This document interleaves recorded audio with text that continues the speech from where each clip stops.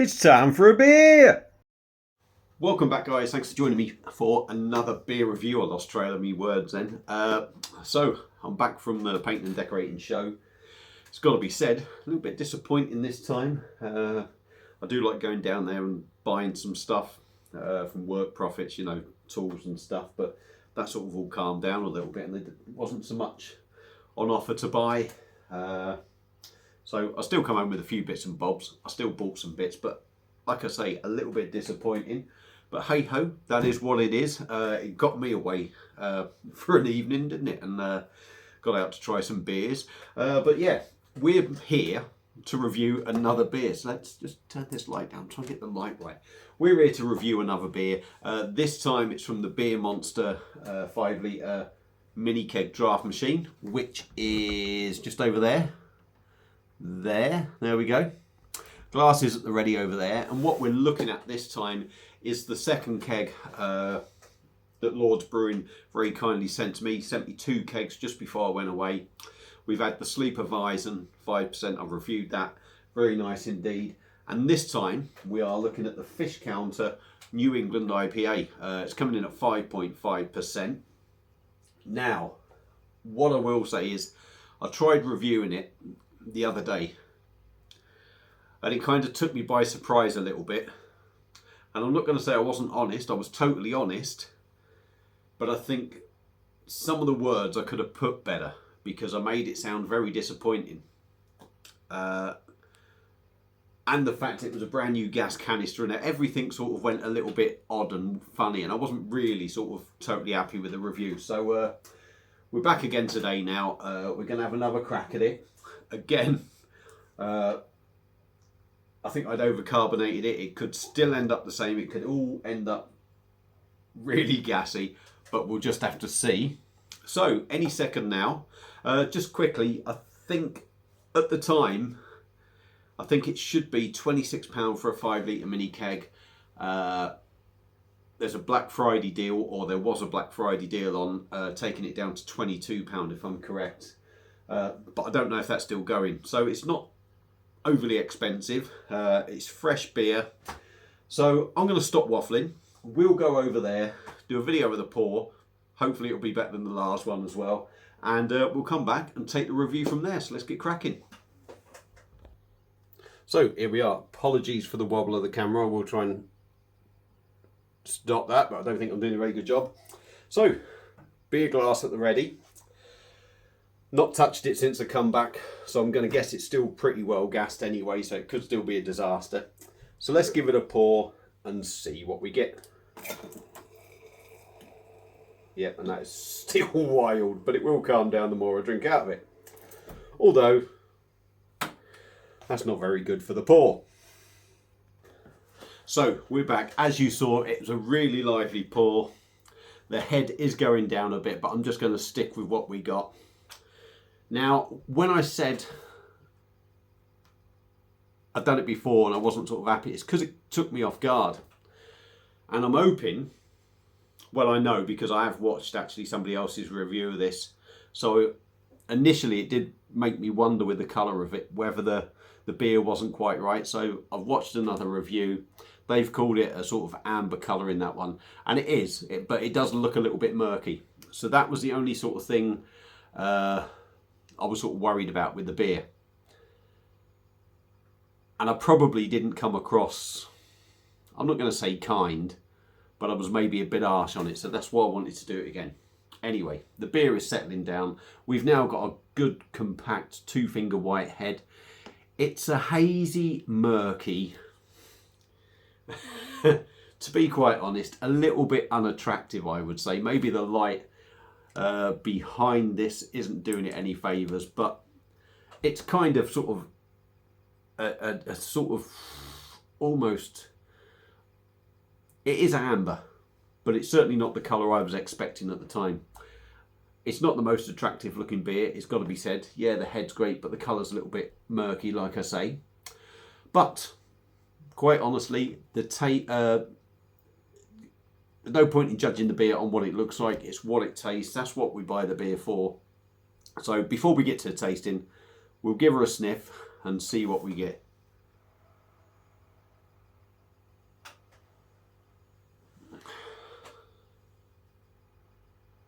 nose should be good, but it could still be a little bit thingy. But for me, there's quite a malty backbone to this on the nose.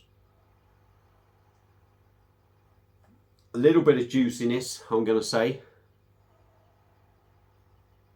I'm not saying, but I'm not picking much up. Not in the aroma for me. Like I say, it could be me. So yeah, a little bit of a sweet malty backbone. And a little bit of sort of like juiciness in there, but not massively punchy on the nose. So without further ado, let's dive in on Lord's Brewing's Fish Counter New England IPA. And like I say with the colour, it's not what I'm used to seeing in a New England IPA these days. They're all sort of like massive sort of juice bombs, so that threw me as well. So I wanted to make sure I give an honest and fair review, and even just with the looks, I didn't want to be sort of going, hang on, this is a bit dodgy. So yeah, slightly different looking, but let's go in on Fish Counter New England IPA from Lord's Brewing. Cheers, and cheers Lord's Brewing, much appreciated.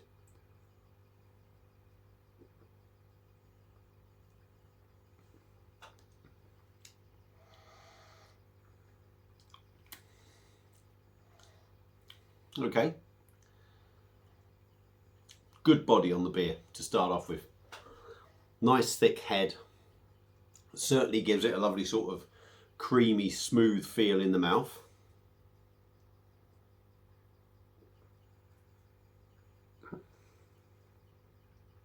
Gently carbonated.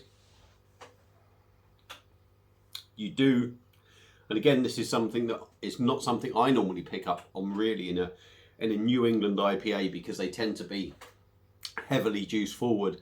But I'm picking up the maltiness of this beer. It's a sweet maltiness.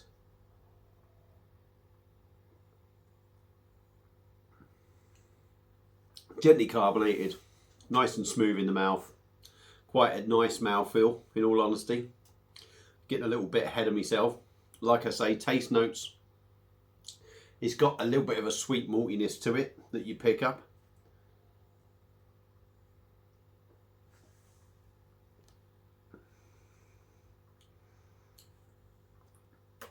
And it's after that maltiness, it sort of comes in slowly, that juicy New England IPA feel to it.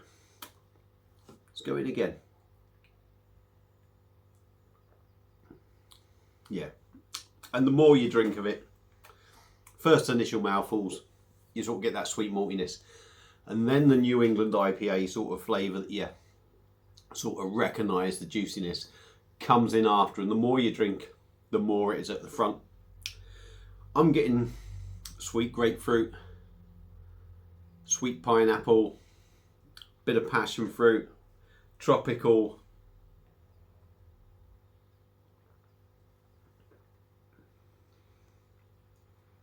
It's nice. It's a grower as well. It's one that grows on you, and it goes to show really that it doesn't really matter what it looks like. It's what it drinks like. It's what it tastes like. It drinks really well. 5.5%. Maybe the maltiness, sort of, with it not being so much of a juice bomb like some of the others, it maybe gives the impression that you feel that strength more, but no real sort of massive sort of hit of alcohol or nothing as you'd expect. Yeah, a little bit of bitterness now. The more, like I say, the more you drink it, that juiciness comes in. You get a little gentle bitterness, and then a sweetness to it. It's got, I think that bitterness, there's definitely a piney resinous thing going on in this beer. Some of that bitterness, I think, is, well, it's going to be hop. I don't suppose they've chucked in grapefruit juice and all that in here. But the bitterness for me is a piney resinous bitterness, hoppy bitterness, a sort of grapefruit bitterness as well. It's a very nice drop. It's a little confusing because you look at it and, like I say, it may well put you off. And the first mouthful you could sort of feel a little bit disappointed, but the more you have of it, it just gets better and better. And I'm actually going to pause the video for a second, top it up and come back. And like last time, a massive head, though that hasn't settled yet. I mean, I've literally just paused it, put the camera back on, so it has poured better.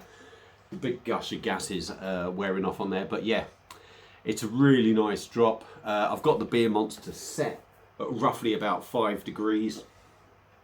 You could probably get away with it. You could probably get away with having it a little bit cooler. I think if you had it set a little bit warmer, you'd pick more of the malty notes up, maybe less of the juiciness. So, I mean, it may well be that this beer could be better a little bit colder. But for me, you just have another taste quickly.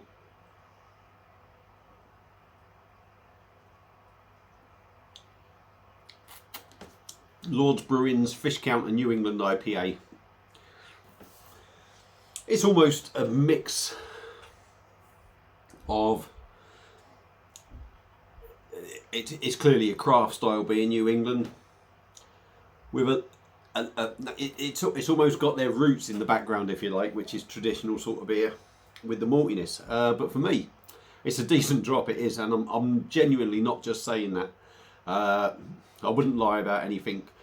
John knows, anyone that's seen my reviews of Lord's Brewing beers, and I think pretty much every beer I've had off them has been free. I've not always been...